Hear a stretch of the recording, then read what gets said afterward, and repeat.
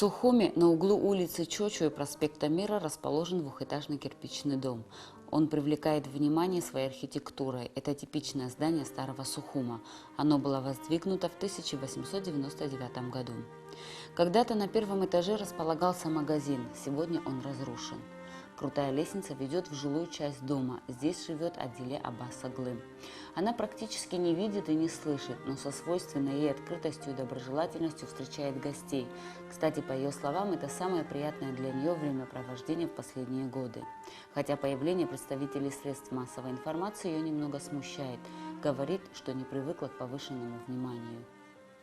Я очень себя неловко чувствую. За что? Я старуха уходящая. Столько хлопот, столько беспокойств. Я не привыкла. Я привыкла горе, горе, горе. Следуя добрым абхазским традициям, она настойчиво приглашает за стол, угощает различными яствами и вспоминает. Нестор любил принимать гостей, и дом его всегда был полон людьми. Да, Нестор говорил, кто бы ни приехал к нам, принимайте по-нашему. Почему? Потому что когда они уедут, скажут, мы были в таком месте, где люди очень тепло относятся. А вы кушаете сладкое, это все домашнее. Магазин я не признаю. В этом доме царит особая атмосфера, которая переносит в другое время, в то время, когда вершилась история Абхазии, которая стала трагичной. Здесь каждый предмет связан с тем или иным событием или людьми, хотя многие вещи не удалось сохранить. Вездесущие сотрудники НКВД уничтожили практически все. Подумай только, вот эту вазу держал в руках сам Нестор Лакоба. Это его подарок Адиле. Возможно, Адиле Аббас Аглы единственная на сегодняшний день в Абхазии, которая лично встречалась с Лакоба, Сталиным, Берия и другими политическими деятелями того времени. Она живая правда о прошлом. События, свидетелем которых она стала, описала в своих книгах «Не могу забыть» и «Моя Абхазия, моя судьба». Много лет назад вихрь обстоятельств внес юную Адиле из теплого родительского дома в жизнь, казалось, полную любви и счастья, но вскоре обернувшуюся цепью трагедий, ссылки, тюрьмы для близких, их казнь, недоверие и предательство окружающих, ложь, голод, холод. Но куда бы судьба ни забрасывала Адиле, всюду она встречала людей, готовых, рискуя собственной жизнью, понять и помочь ей. Это и давало силы не только выжить, но и жить.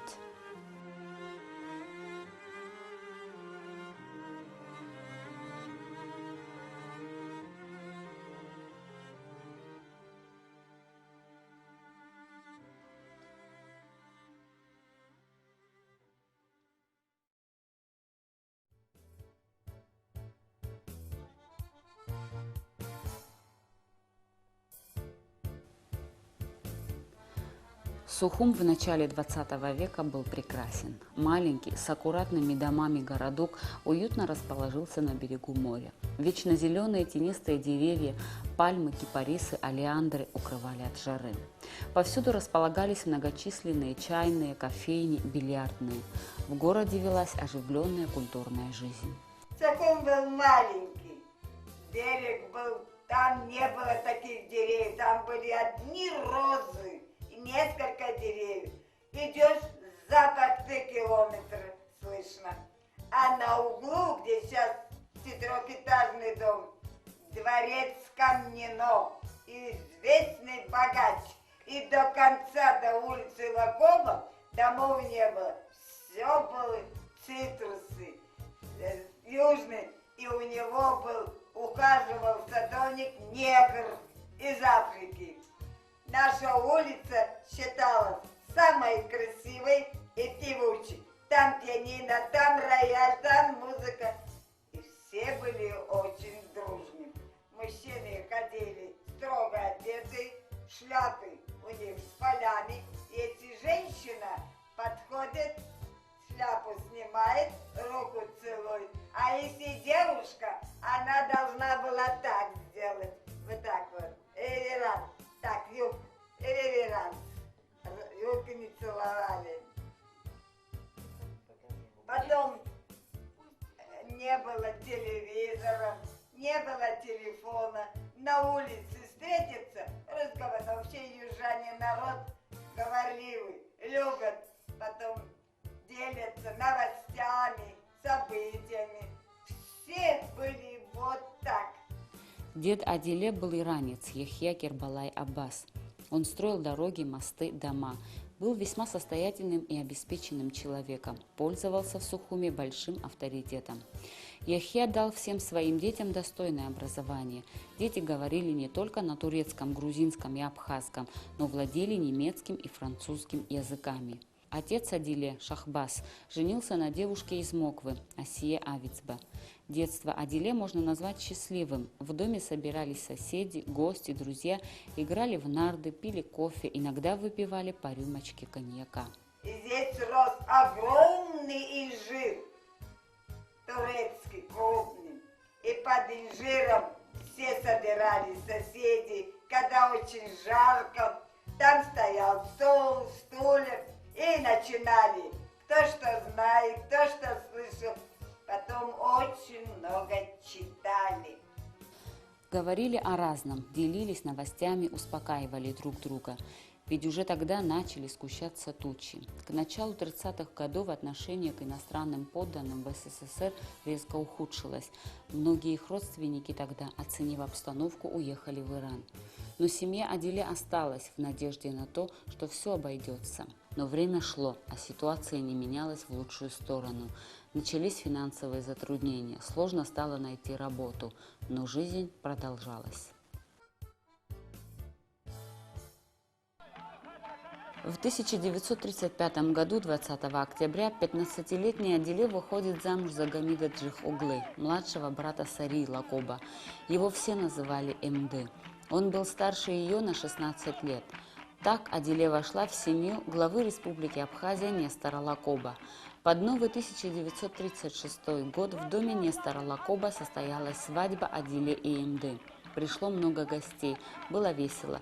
Нестор подарил молодым вот эту самую вазу. Сария танцевала со своими братьями и казалась очень счастливой.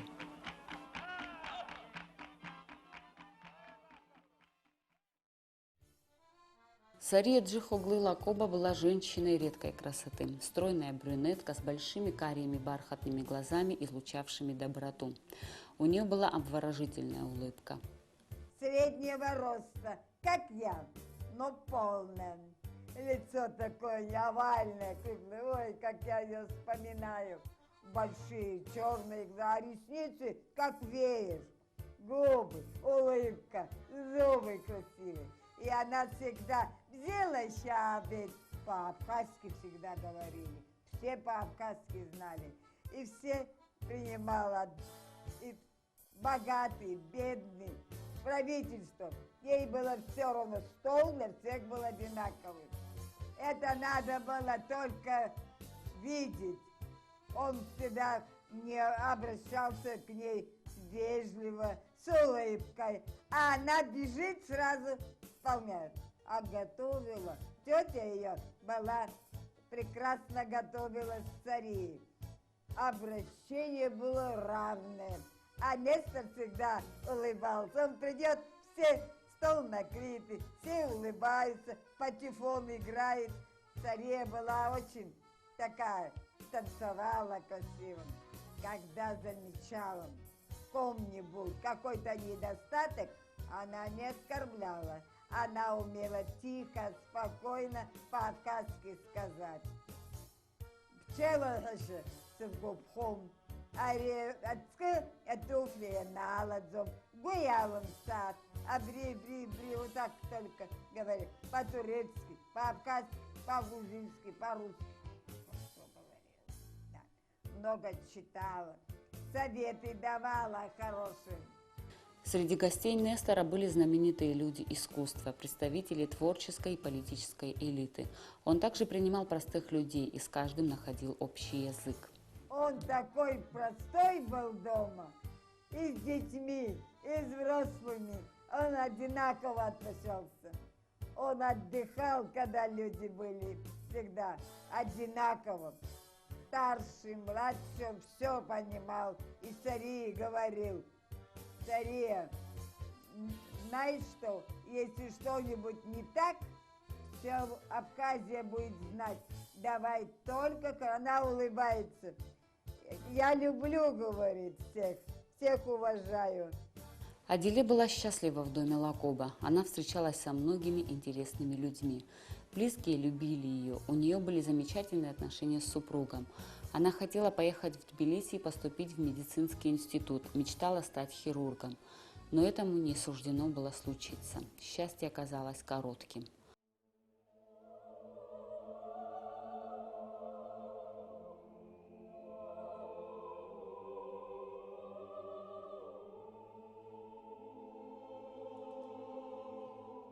Был отравлен Нестор Лакоба. После похорон стали распространяться порочившие его имя слухи.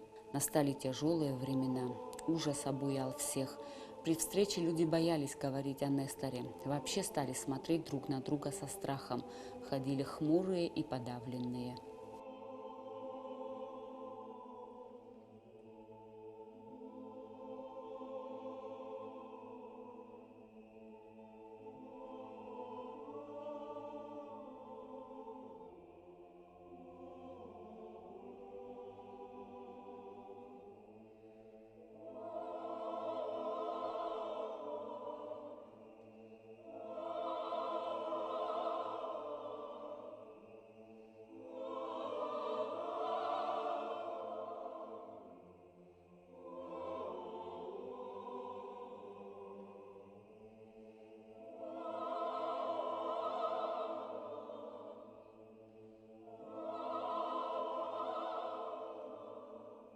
Когда царию вызвал Гобечи, вот это где разбитый дом, сейчас там дом построили, это Камнино, дворец, он был обкомом, через дорогу. Пошли к нему, он очень тепло встретил, сказал, я даже удивилась, страшное время, когда уже Нестор, слух пошел такой страшный, когда он умер, когда его похоронили. Он царию позвал в кабинет, а мне сказал, а вы посидите здесь. Вдруг 15-10 минут, не знаю, прошло, она выскочила туда, волосы растрепаны, платок висит, слезы текут. И я подумала, что она красавица, нехорошо подумала, поведение Гобечье. Мне показалось, что он тоже ей что-то плохое, как женщине. Дома царя мне сказала. Знаешь, что он сказал? И плачет, что будут издеваться над трупом. Выкопают, а он уже был похоронен на Михайловке. А я, говорю, подумала, что он как мужчина, нет деля, он рискует. И сказал, если можете, как-нибудь труп уберите, все равно приедет Берия, будут вышвырнут его. На второй день приехала мать его, Сюксна бедная. Она и царь несколько дней вечерами поздно уходят. Оказывается, они ходили к берегу потихоньку, чтобы никто не видел, белые камушки собирают. Каждый вечер в сумочках несколько дней столько камней собрали. Они поехали на кладбище, а кладбище был сторож, очень хороший человек. Он очень любил Нестора, Нестор ему много раз помогал. Они его попросили, чтобы могилу Нестора в Михайловке камни положили. Ночью белые камни лучше видятся. И сказали, мы хотим его выкопать, вот так и так. А он сказал, я, говорит, помогу вам. Мой муж находился в Сухумгесе. Царя его вызвала, это было где-то очень поздно, 12 или час ночи.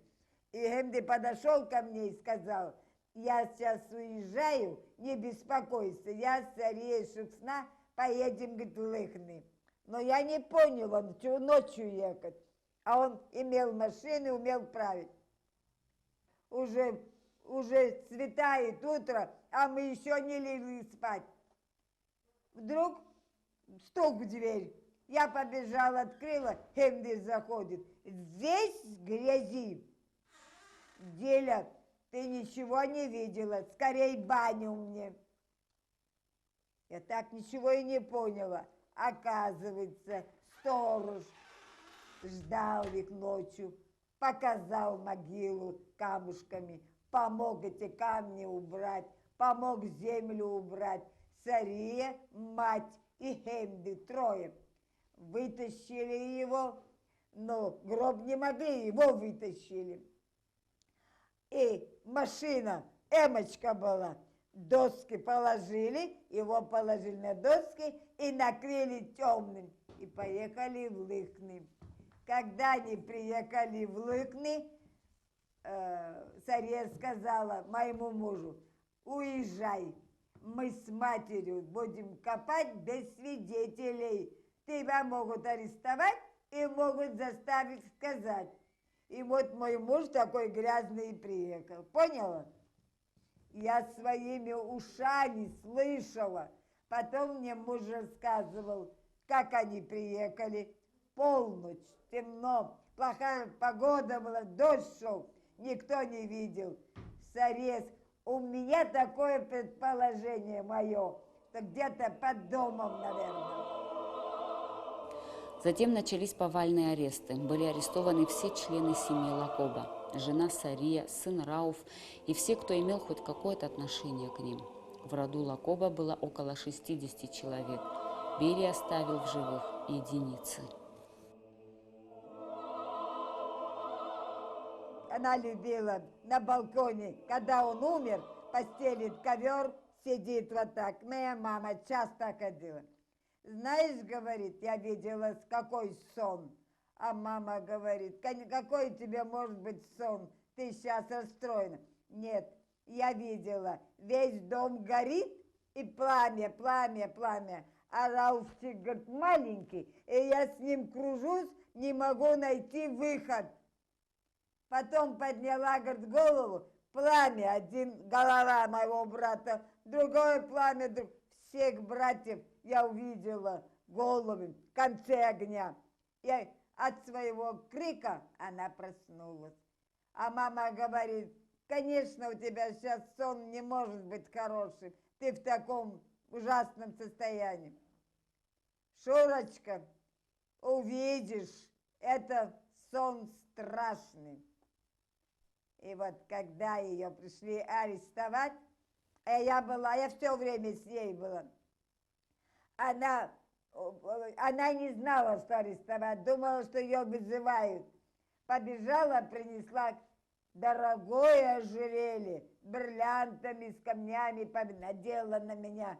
Она говорит, была всегда счастливым, надела на меня. И в то же время она сюда что-то положила. А эти уже начали обыскивать. Она мне на ухо сказала, «Альнуха щехайга, санил цаха, тапанчу». Я перепугана. А они начали обыск. Когда они начали обыск, я уже поняла, что ее арестуют. И когда ее забирали, подошла, поцеловала меня и сказала, «Ишхасхамштен». И так сделала мне этого. Сотрудники НКВД повсюду проводили облавы. Некоторые от страха наговаривали на своих знакомых.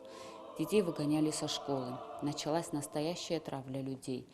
Ежедневно кого-то арестовывали, кого-то выгоняли из квартиры. Оставшиеся на воле с собранными вещами ждали, когда за ними придут.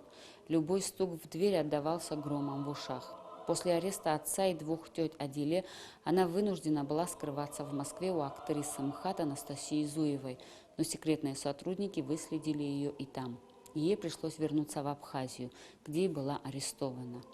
23 февраля 1939 года был День Красной Армии. И мне прислали пригласительную. Я так удивилась, мне пригласительную. А это принесла, оказалась плохая подруга, Кучелория. Говорит, А Анечка моя сказала: Деля, не ходи в театр. А Дина прицепилась. Что ты хочешь? Ее пригласили. Это очень обидно будет не пойти. Потащила меня в театр. Когда я поднималась по лестнице, так повернулась, смотрю, Платон стоит, Аржва, еще. И так на меня смотрят. А я говорю: почему они так на меня смотрят? Ты очень красиво одета. Нет, я говорю, глаза мне не нравятся. И мы зашли, сели. Она мне на шее был, тогда было очень модно, красивый кашне из нескольких цветов. Кто-то тянет сзади. Я так повернулась и увидела всех тех, которые стояли на лестнице, когда я шла. Я говорю: Дина, я уйду. Не показывай вид, что ты боишься. Некрасиво. В общем, она была негодяйка.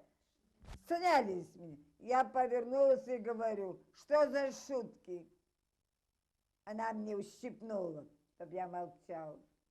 Еле-еле просидел. Когда закончилось, поздно было. Я говорю: Дина, пожалуйста, проводи меня домой. Что-то я неспокойна. Дурака не валяй. Я пойду домой, ты иди домой. И вдруг они подходят ко мне: а чего вы боитесь? Мы вас проведем. Я говорю: мне не нужны провожатые. Быстро побежала. Пришла домой, вся вот так вот. А тут была моя двоюродная сестра из того дома. Сидим и разговариваем, а мама поехала в Москву, отец заболел, Кадыр. А она со мной ночевала. Вдруг врывается в комнату 2 человека. Сразу альбом схватили, все мои фотографии посыпались, все забрали. И обыск сделали. А что обыскивать? Уже отца посадили, все взяли. Вас, говорит, вызывают в органы, хотят поговорить.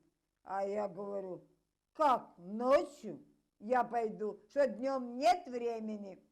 А сестра моя побежала, тут жил Казим Агума, известный писатель. Он сразу прибежал и стал с ними спорить. И тетя одна, и другая, все собрались. Казим говорит: а я ее одну не пущу. Где молодая, ночью, целая группа. И вместе он и моя тетя, которая в тот дом, и другая тетя сели со мной, поехали. Когда приехали, дверь открыли, меня потащили вниз, и предбанник, баня и предбанник, туда заткнули. А там такие крысы бегают. Я ночью стала от страха кричать. А в это время во дворе дежурил бывший наш сосед турок. Его брат был кучером моего дедушки. Он, когда меня увидел, он так сделал: не подавай виду. И когда я кричала, прибегал, стучал, гнал этих крыс, а утром на рассвете принес мне чай, кусок хлеба с чем-то, не знаю. Покушай, не бойся, тебя в Тбилиси повезут. Я больше ничего не могу сделать, за мной следят. Аделе повезли в НКВД Грузии и поместили в камеру номер 38. Тогда она не понимала, зачем ее туда везут. Что я такого совершила? Почему им понадобилось? Ведь мне еще и 19 нет, никакой должности я не занимала, никаких опасных разговоров не вела, думала она. Вдруг меня из поезда в Черный Ворон ткнули, и я поняла, что я арестована. И повезли прямо в НКВД. Стали мне разные вопросы. Я сказала им: и я всего 2 года еще нету в этой семье, кроме хороших. Кто у них бывал? А я откуда знаю фамилии? Я же не спрашивала. И меня сразу в карцер погнали.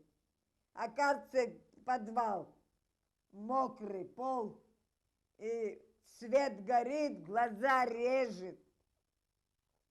Я, конечно, расплакалась там долго. Но потом начали водить к следователю. Расскажи все, что ты знаешь о Лакобах. Я говорю, я только знаю, как хороших людей, как они гостеприимны. А кто у них бывал? Откуда я знаю, как их фамилии? Я знала, я не стала называть. Вот. И он так на меня смотрит, Гургенидзе был следователь. Каждый день меня ночью 3 часа, 4 часа тащили к нему. Они тоже не спали, целую ночь. Он мне говорит, говори лучше правду, а я ничего не знаю, я молодая невестка, откуда я знаю? А я, говорит, никак не могу понять, или ты дура, не понимаешь, где ты находишься, или ты хитрая, притворяешься. Я с тебя шкуру содрал, но ты иностранно поданная, не могу. И пошло, и пошло, и пошло. И все время о Несторе, о Сарии, о их там доме. А я сказала, Берия бывал всегда. Он так на меня посмотрел, как он тебе понравился или нет. А я говорю, молодая невестка, я не разглядывала, какой он, красивый, некрасивый. Промолчала. Волосы были у меня длинные. Когда шпильки сняли, они рассыпались. Он на руку и по полу вот так таскал. Болит? Не болит, я говорю. Вот сволочь какая, говорю, терпеливая. Тогда меня взяли наверх, под крышей, карцер. Солнце в окно, маленькое окно, и свет горит. Духота, задыхаюсь.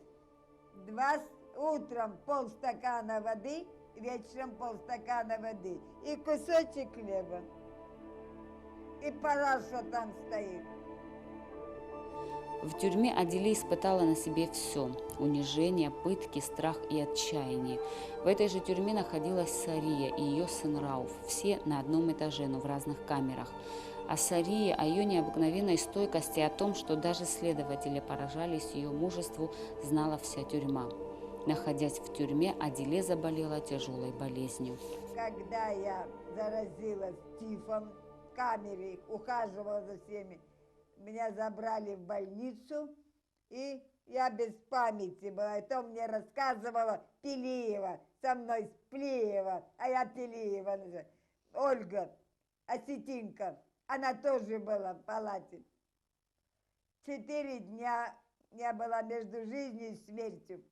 И врач, который ухаживал, сказал, надо волосы отрезать ей, очень длинные. А Пелиева сказала, пусть умирает со своими волосами, не надо, и плачет. На 4-й день я не умерла, пришла в себя. И он пришел, меня похлопал и говорит, пережила, молодец, теперь будешь жить. Привел какую-то татарку, она мне делала уколы и лекарства. Когда мы с Пелиевой хотели откровенно разговаривать, мы вместе шли в туалет. И она мне говорит, он тоже заключенный, но не политический, а по уголовному. Очень хороший человек. Он так тебя жалел, он, рискуя, привел татарку медсестру и делал тебе уколы и лекарства. Он тебя спас, она мне сказала. А мы лежали с сеном. Так, Лена, матрасов нет. Я убираю, и вдруг на стенке С. Лакоба.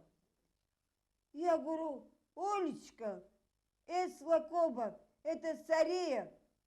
А ты откуда ее знаешь? Так это сестра моего мужа.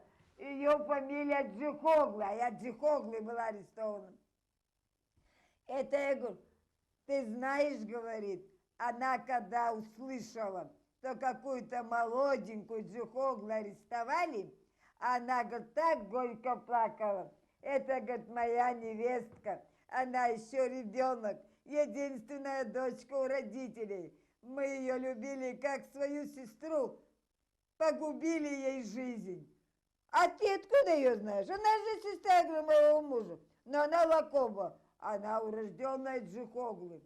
И вот тогда мне уже стали больные доверять, рассказывать, кто с ней сидел, все эти ужасы. Одна из них, она была Инна. Да, она итальянка. Она сидела в черном платье. А я так смотрю на ее платье. Инночка, я говорю, откуда у тебя это платье? Это Сарина. Так это ты ее невестка? Да, я говорю, ну, у тебя две фамилии, Абасоглы и Джихоглы. А я говорю, Сария тоже Джихоглы. И тогда она мне сказала, когда мы будем одни, эти уйдут больные, я много тебе о ней расскажу. И заплакала. И вот урывками, то в туалете, то когда никого нет, она все, что я пишу о Сарии, это почти ее рассказ. Как над ней, как под ноготь иголку затыкали, как ей здесь выжгли звезду, здесь выжгли звезду, как ее нос вот так.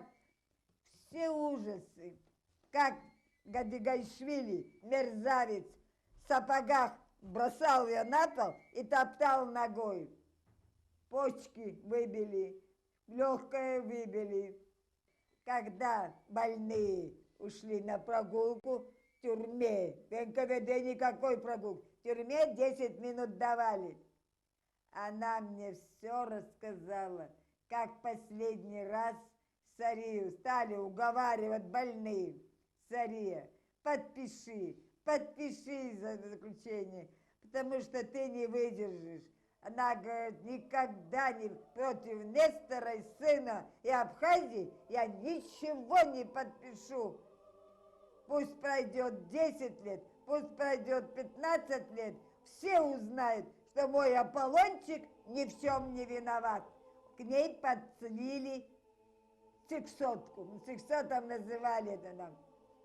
А она не знала и нечаянно в камере сказала, я ничего не боюсь, я только змей боюсь, а змей здесь нету. Все в ужасе на нее смотрели, давали ей знак, не говори, она уже успела сказать. И в ту же ночь, она в 33 года была совершенно седая, но красавица, морщины, и все-таки красота, говорит, не пропала. Она в последнее время уже температурила, уже у нее был туберкулез 3-й степени, от побоев, легкие отбили. Она лежала, говорит, кровь так шла, ее вымыли, посадили, и врач сообщил в НКВД, что она в состоянии уже умирает. Этот мерзавец Гадигашвили приехал, с кем-то еще, говорит, фамилии не помню, и Сария, подпиши обвинительное заключение, мы тебя повезем в больницу, будем лечить, спасать. Она так посмотрела, говорит, откуда у нее, говорит, сила взялась. Мы, говорит, удивлялись. Приподнялась, взяла этот, положили и кровью залила. Вот моя подпись. Упала вот так и умерла.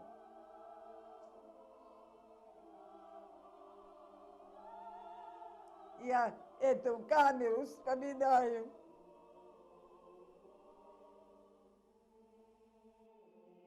После смерти Сарии стало известно о том, что еще раньше расстреляли 4 ее братьев. Среди них был и супруг молодой Адиле Гамид Эмди Джихоглы.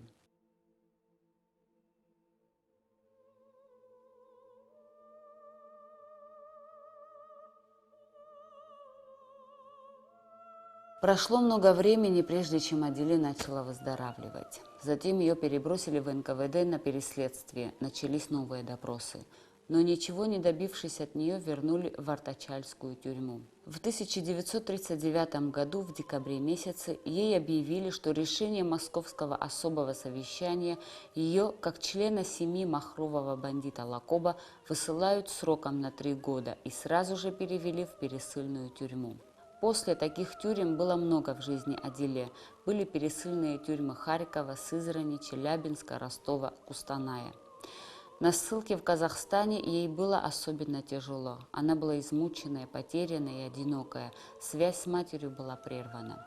В 1941 году она познакомилась со ссыльным пожилым греком Иваном Василиади. Он долго добивался ее руки и разрешения у руководства НКВД жениться на ней. И вот в октябре месяце она вышла за него замуж. В 1942 году у них родился сын Эдуард, а в 1944 году родилась дочь Лейла. Находясь в ссылке, Адиле и ее семья прошли через тяжелые испытания. Голод, холод, неудача были их постоянными спутниками. Совсем отчаявшись, Адиле решается на побег с детьми. Чудом она возвращается к себе домой, где кроме матери никого уже не было в живых. Затем долгая борьба за право жить и работать у себя дома. И Адиле боролась до конца. Поездку на Лубянку она до сих пор вспоминает с ужасом. Где я пишу, что меня из Верховного Совета Шверника на Черном Вороне повезли на Лубянку. Я попала под подозрение. И я же знала, что такое Лубянка. Так вот тряслась и думаю, никогда я уже больше отсюда не выйду. И захожу, ковры в коридорах, вот такая ворса. И по лестнице. И когда я до середины дошла, с левой и с правой стороны решетки, камеры, все это. И поднялась на какой этаж, не помню, открывается дверь, я за огромный зал. И там где-то далеко-далеко сидит вот так вот пожилой человек, высокий, полный, лысый. И так вот руками стучит по столу и смотрит на меня. А я знала по тюрьме, когда тебя ведут, идти не имеешь права. Открыла дверь, за дверью стул стоит, посидеть надо. Я по привычке, когда зашла, увидела стул, села, а он мне так рукой сделал, подойдите. И я под таким страхом подошла. Он сел, так руки, ну, на письменном столе все, что хочешь. Богатство. Я села. Он мне задал вопрос. Фамилия, имя, отчество, откуда? Что вас заставило приехать в Москву? Я говорю, искать защиты. А теперь расскажите мне, сколько вы себя помните с детства по сегодняшний день. Что за жизнь вы прошли? Все подробно рассказала. И когда меня арестовали, куда меня выслали, а он стукает пальцами по столу и слушает, не перебивает. На ссылке. А теперь расскажите на ссылке, что? Я все рассказала. А я подумаю, что с вами делать. Вот так он мне ответил. Не оставили меня, не арестовали. Лубянка и метро близко. Я побежала и сразу вскочила в метро. Ночь, страшно, перепуган. Я бегу, добежала до дома, который меня вызвал в Москву. Колкунов, золотой человек. И вдруг слышу, Диля, я повернулась. Александр Иванович, зашли в комнату, и я ему подробно все рассказала. Когда я ему сказала, он мне велел на завтра 12 часов, чтобы я опять пришла. Деленька, твои дела, значит, хороши. Это он там сообщил, помогал мне. На второй день он меня на машине своей подвез на Лубянку. Опять уже я спокойна была. Я поднялась, и я зашла. Он мне рукой так сделал, что я подошла. В это время, не знаю, дверей не вижу, за его спиной кто-то появился. Молодой человек. И он сказал ему так: я тебе уже все сказал, что тебе надо делать. Пусть она все это напишет, а дальше ты знаешь. Я очень спешу, не могу. И потом, когда он закончил, сказал: вот видишь, говорит, зачем читать романы? Вот живой роман с тяжелой судьбой, жертва судьбы.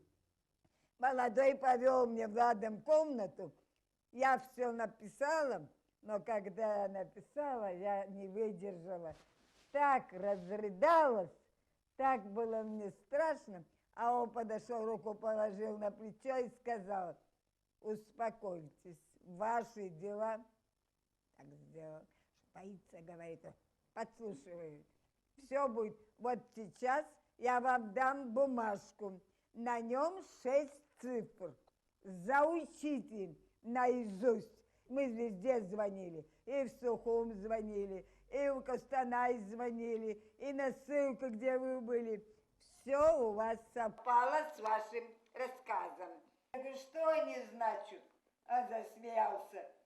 Они значат ваше спасение. Никому ни слова, что вы были у нас, что мы вас отпустили. Это мои, сколько я здесь работаю, первый случай. Эти цифры, знаете что? Вот вы приедете в Сухум, вас начнут в НКВД вызывать, запугивать, потому что мы им звонили. Начнут: вы ничего, не ругайтесь, не оправдывайтесь, придете домой, возьмите конверт, Москва, Москва, Лубянка, и эти цифры напишите и отправите. Мы получим, будем знать, что вас преследуют, потому что все телефоны подслушивают. Я когда приехала, сразу поставила лестницу и записала в углу. Какая я дура, зачем я покрасила? Долго меня теребили, но я не стала жаловаться. Я подумала, я боялась слова Лубянка. Я не стала писать, от меня отстали. Вот такое я пережила, передать не могу. Семье Адиле Аббасоглы довелось испытать унижение и несправедливость, что называется, по всем статьям. Сначала они оказались жертвами большевистской политической системы, как иноподданные, социально чуждые капиталисты. Затем она попала в страшное колесо репрессий, как член семьи руководителя Абхазии. После тюрьмы и ссылки новое несчастье, массовое выселение греков и других иностранных подданных. Но обиднее всего было то, что после всех перенесенных страданий, дожив до мирных времен, ее семья оставалась в положении неполноценных членов общества, уже как абхазы, испытывая на себе теперь уже рецидивы разгула грузинского национализма в Абхазии бериевского времени. Возвращение к нормальной жизни было непростым, и оно оказалось еще сложнее. Были проблемы с ее супругом Иваном Василиади, которого реабилитировали в 1956 году. Он приехал в Сухум. Несмотря на то, что был хорошим специалистом, никак не мог найти себе работу. На заводе «Сухумприбор», куда он устроился работать, директор пользовался трудами Ивана, а самого держал в тени. Такое несправедливое отношение к себе он долго терпел, но сердце не выдержало. Иван Василиади скончался от кровоизлияния в мозг 20 мая 1975 года. Сын Адиле Эдуард был способным, талантливым мальчиком. Он учился хорошо, отношения с товарищами складывались отлично. В институте ему прочили большое будущее математика, но неожиданно он замкнулся в себе, бросил учебу.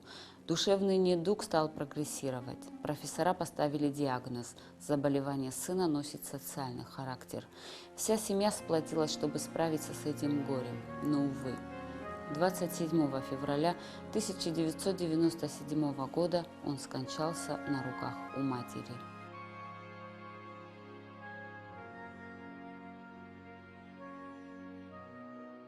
В 1979 году вышла замуж дочь Лейла, и вскоре родился внук Ян. С ним связывает свои надежды на будущее Адиле. Невозможно в рамках одной передачи рассказать все то, что испытала Адиле Аббасоглы. Надо открыть ее книги, прочитать, почувствовать и пережить. я так плакала, плакала, а потом при всех, когда были, сказала, если я живая останусь, выйду на волю, все, что я здесь видела, слышала, напишу. И дала клятву. И я свой долг выполнила. Клятву свою я сдержала. Удивительная память у этой пожилой женщины. Она помнит все до мельчайших подробностей, помнит события, людей, их имена, всех тех, с кем сводила ее судьба. Но воспоминания будоражат, опустошают и изнуряют.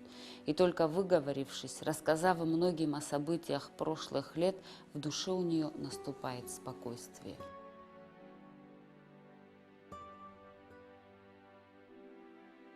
Тихо в полдень, в той части города, где живет Адиле Аббас Оглы. Весеннее солнце нежно ласкает своими теплыми лучами. После таких кровавых событий XX века даже не верится в спокойствие. Такая тишина кажется западней. Долгие годы понадобились Адиле, чтобы избавиться от своей подозрительности и обрести внутреннее спокойствие. Сложно сказать, какой была бы ее судьба, если бы она подписала то, что предлагали ей сотрудники НКВД. Возможно, не такой истерзанной и тернистой, но она не предала тех, кого любила, кто любил ее, не предала себя, не предала Абхазию, судьба которой стала ее судьбой, ее преданность, ее честь. Она сумела пронести себя через всю жизнь такой же, какой была в молодости, не изменив себе ни в чем.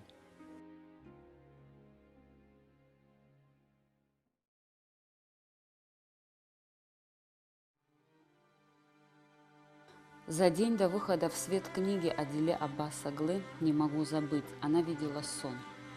Вся семья Лакоба, сам Нестор, Сария, Рауф, ее муж Эмде, брат его младший и многие другие, все сидят за столом. В комнату входит Адиле. И к ней подходит Сария, улыбается и говорит: «Дилечка, как хорошо, что ты нас всех вспомнила и рассказала обо всем, что было. Теперь мы спокойные». Заиграла музыка, и все начали танцевать. Особенно была счастливой Сария, как давным-давно на свадьбе у самой Адиле.